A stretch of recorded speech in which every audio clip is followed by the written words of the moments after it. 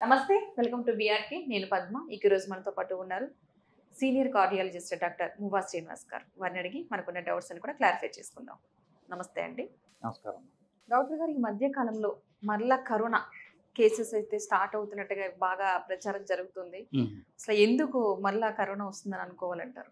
ప్రస్తుత రిపోర్ట్స్ బట్టి ముఖ్యంగా ఎక్కువ కరోనా కేసెస్ రిపోర్ట్ చేసింది సింగపూర్, థాయిలాండ్, తర్వాత హాంకాంగ్. ఈ మూడు దేశాల్లో సడన్గా కరోనా పెరిగింది అని వచ్చింది.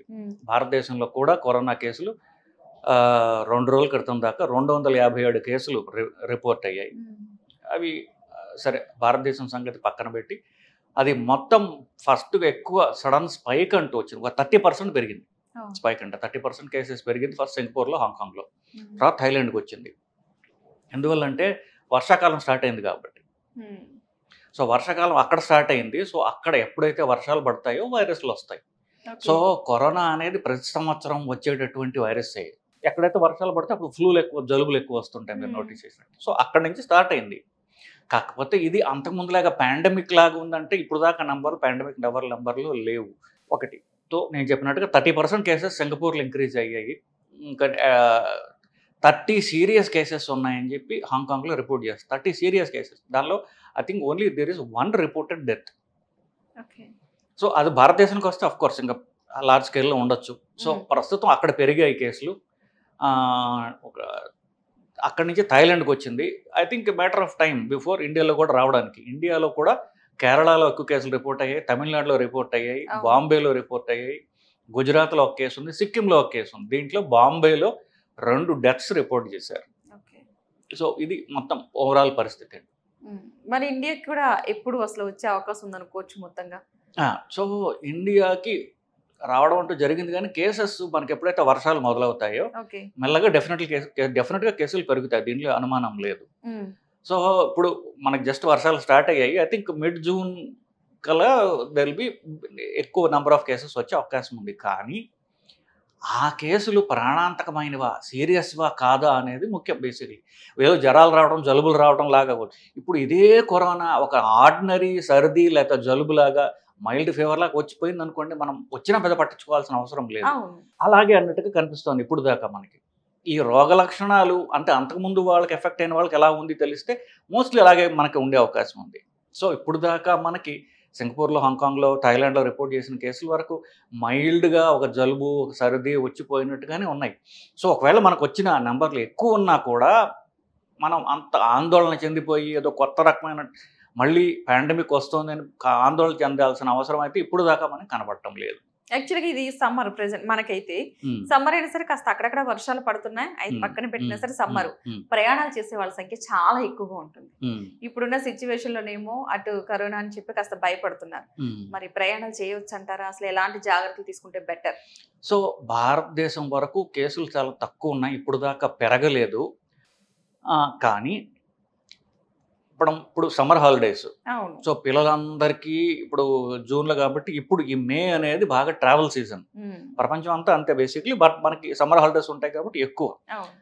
సో ఎవరన్నా వెళ్ళదలుచుకుంటే థాయిలాండ్, హాంకాంగ్, సింగపూర్ చాలా పెద్ద ట్రావెల్ డెస్టినేషన్.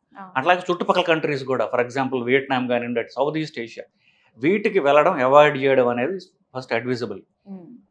భారతదేశంలో ఇప్పుడు కాకపోయినా మనకేంటంటే పాపులేషన్ ఇప్పుడు హాంకాంగ్లో ఎందుకు వచ్చిందంటే పాపులేషన్ డెన్సిటీ మనకంటే ఎక్కువ. చాలా చిన్న ఏరియాలో ఎక్కువ మంది పీపుల్ ఉంటారు. సో ఎక్కడైతే పాపులేషన్ డెన్సిటీ అంటే ఎక్కువ మనుషులు తక్కువ ప్లేస్లో ఉంటారో, ఫర్ ఎగ్జాంపుల్ మన దేశంలో టూరిస్ట్ స్పాట్స్లో, రెస్టారెంట్లో, ఇట్లాంటి చోట మన వాళ్ళు ట్రావెలింగ్కి వెళ్ళినప్పుడు తగు జాగ్రత్తలు తీసుకోవడం అనేది అవసరం.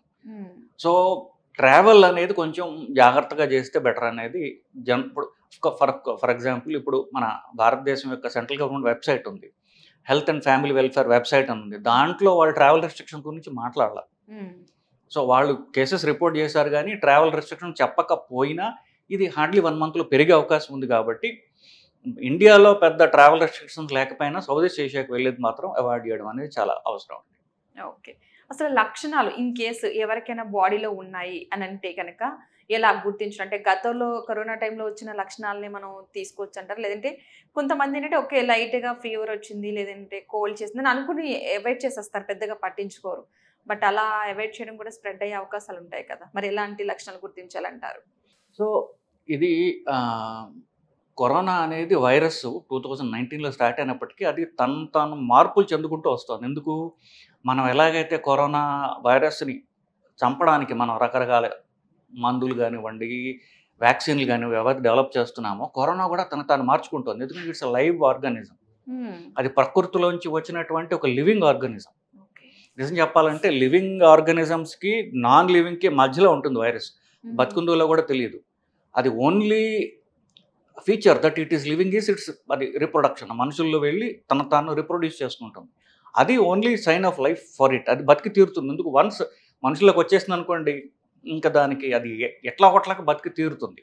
సో మొదట 2019లో వచ్చిన తర్వాత 2020కి వచ్చేసరికి అది తాను రూపాంతరం చెంది విపరీతమైన పాండమిక్ లాగా వచ్చింది. కొన్ని కోట్ల మందిని ఎఫెక్ట్ చేసింది అదంతా.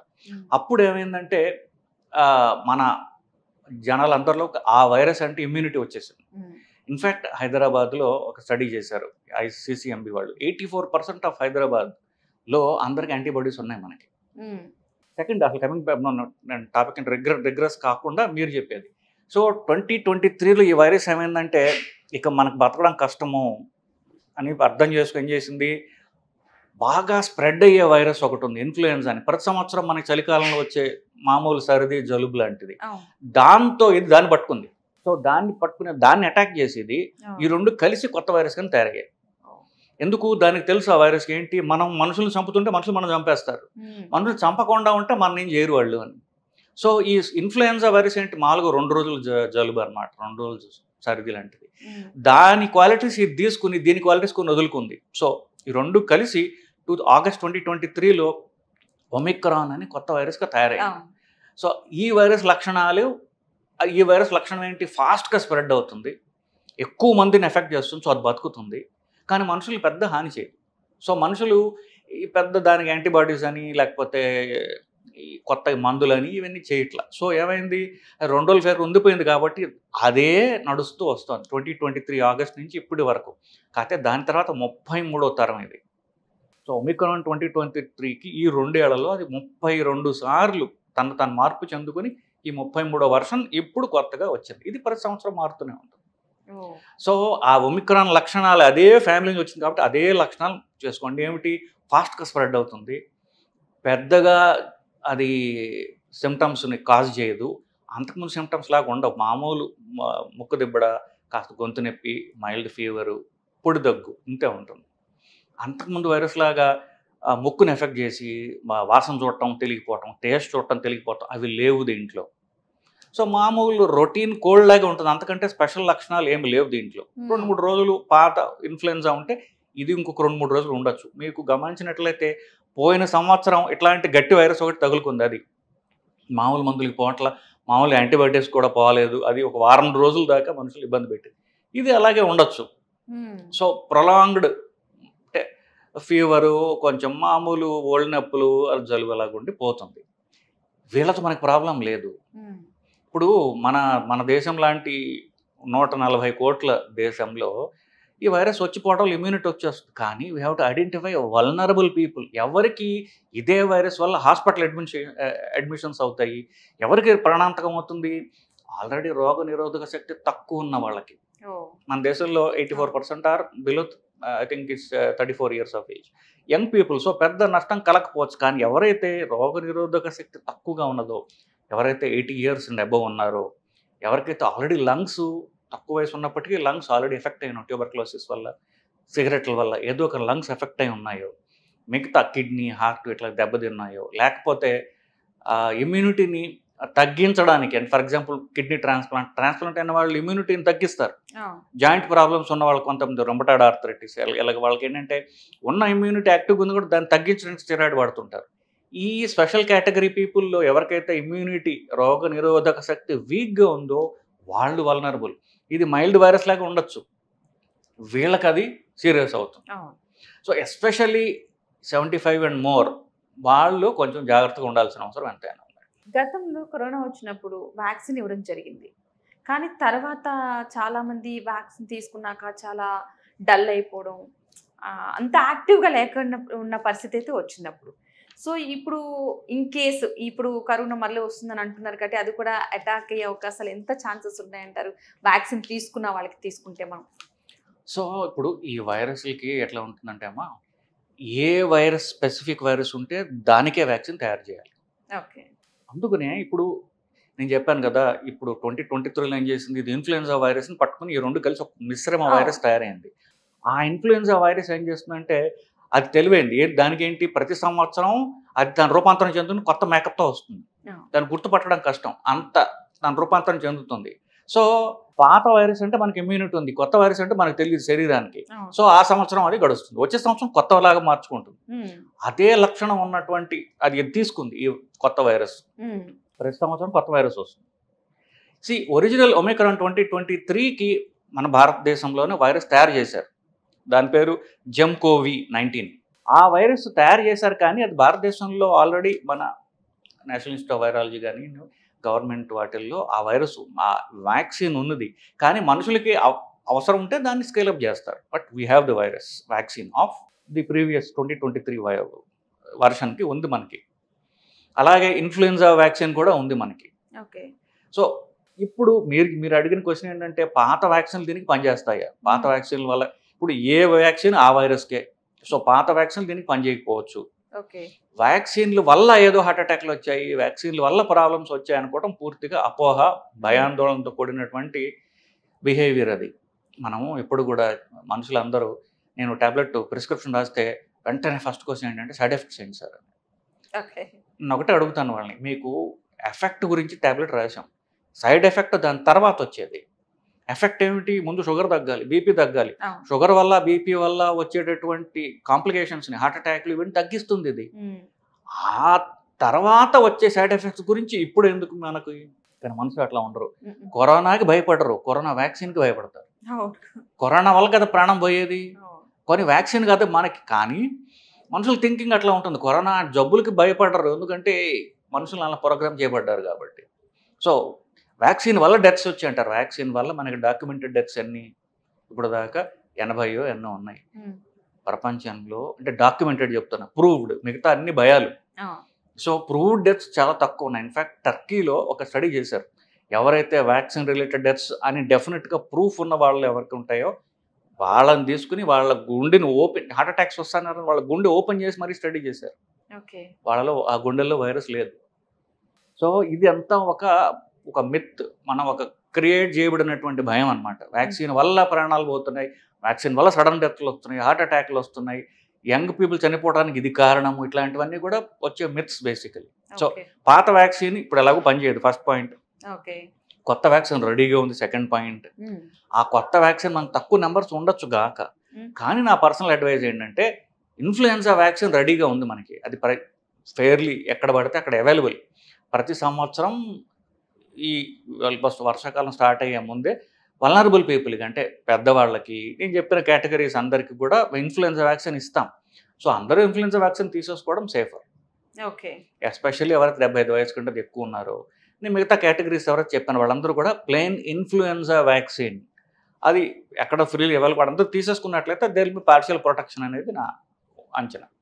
ఓకే. ఇప్పుడు ఇంకా మిగిలిన పర్సన్స్ ఉన్నారు, అంటే 70 అబోవ్ వాళ్ళందరూ కూడా ఈ వ్యాక్సిన్ తీసుకుంటే ఓకే. మిగిలిన 70 ఇయర్స్ బిలో వాళ్ళు, యంగ్ యూత్ వాళ్ళగా ఓన్గా ఎలాంటి కేర్ తీసుకుంటే బెటర్? ఫస్ట్ వీళ్ళందరూ కూడా మనం హైదరాబాద్ వరకు చూస్తే we have documented proof that 84% of Hyderabadis have antibodies. దాన్ని హెర్డ్ ఇమ్యూనిటీ అంటారు. అంటే మనం అంతా కలిసికట్టుగా దాన్ని అంటే చేసినట్టుగా. సో, ఈ ఇమ్యూనిటీ అంటే మనకి ఆల్రెడీ న్యాచురల్గా ఉన్నది.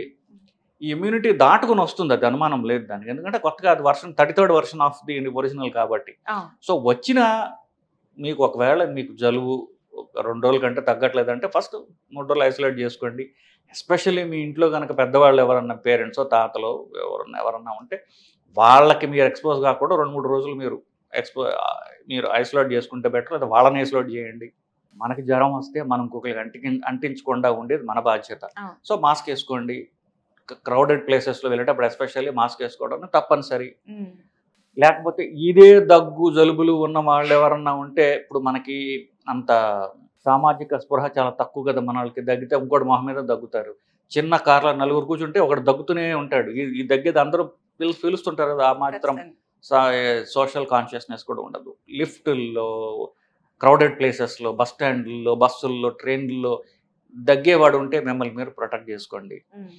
దగ్గు ఉన్న వాళ్ళకి ఒక చిన్న సలహా ఏంటంటే, మీరు మోచేతిని మడిచి ఇట్లా మోచేతిలో మీరు దగ్గు తుమ్ము చేసినట్లయితే చుట్టుపక్కల స్ప్రెడ్ కాకుండా మనం అట్లీస్ట్ యూఆర్ ప్రొటెక్టింగ్ అదర్స్. మీరు మాస్క్ వేసుకోవడం తప్పనిసరి. ఇన్స్పైర్డ్ ఆఫ్ దట్ ఇట్లా చిన్న చిన్న చేసినట్లయితే ఫస్ట్ మీ నుంచి ఇంకోళ్ళకి కాకుండా, ఇంకోళ్ళ నుంచి మీకు రాకుండా కాపాడుకోవచ్చు. Thank you sir, thank you so much. మంచి ఇన్ఫర్మేషన్ ఇచ్చారు. నమస్కారం.